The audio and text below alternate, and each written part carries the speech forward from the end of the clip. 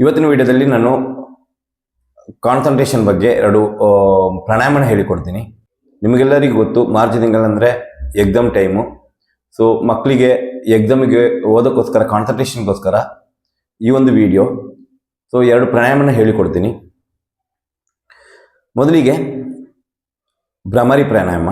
ಭ್ರಮರಿ ಪ್ರಾಣಾಯಾಮದಲ್ಲಿ ನಾವು ಏನು ಮಾಡಬೇಕಂದ್ರೆ, ನೋಡ್ಕೊಳ್ಳಿ,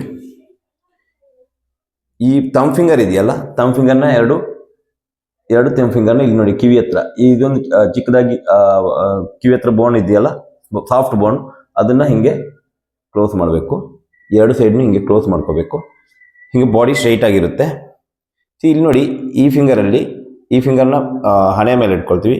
ಈ ಫಿಂಗರ್ನ ಇಲ್ಲಿ ಐಸ್ ಮೇಲೆ, ಇದನ್ನ ಇಲ್ಲಿ ಅಂಡ್ ಇದನ್ನ ಕೆಳಗಡೆ ಇಟ್ಕೊಳ್ತೀವಿ. ಇಲ್ಲಿ ಕಣ್ಣುಗಳನ್ನ ಸಾಫ್ಟ್ ಆಗಿ ಮುಚ್ಚಿರಬೇಕು. ಇಲ್ಲಿ ಬ್ರೀತ್ ಇನ್ ಹೇಲ್ ಮಾಡಬೇಕು.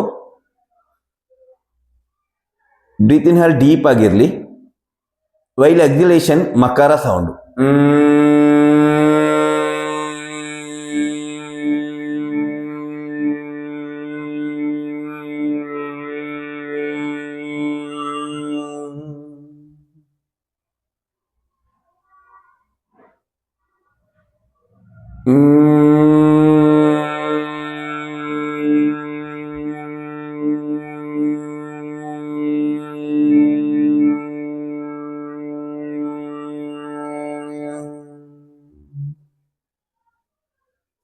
ಇದನ್ನ ಪ್ರತಿನಿತ್ಯ ಮಾಡಿ.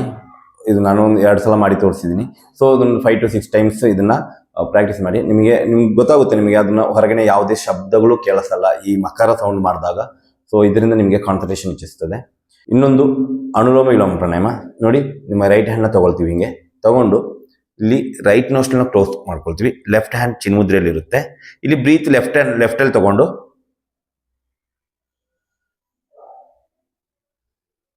ಎಕ್ಸಿಲ್ ರೈಟ್ ಅಲ್ಲಿ ಮಾಡ್ತಾ ಬರಬೇಕು.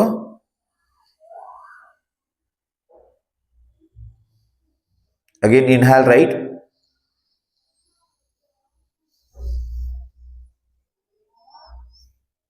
ಎಕ್ಸಿಲ್,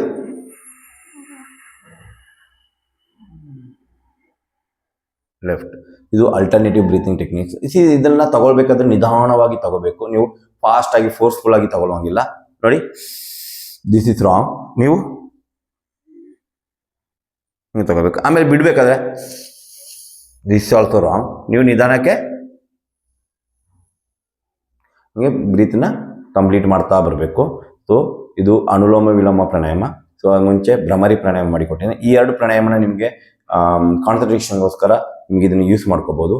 ಇದನ್ನ ಪ್ರಾಕ್ಟೀಸ್ ಮಾಡಿ. ಈ 2 ಪ್ರಾಣಾಯಾಮನ ಪ್ರಾಕ್ಟೀಸ್ ಮಾಡಿ. ನಿಮಗೆ ಕಾನ್ಸಂಟ್ರೇಷನ್ ಜಾಸ್ತಿ ಆಗುತ್ತೆ. Thank you very much.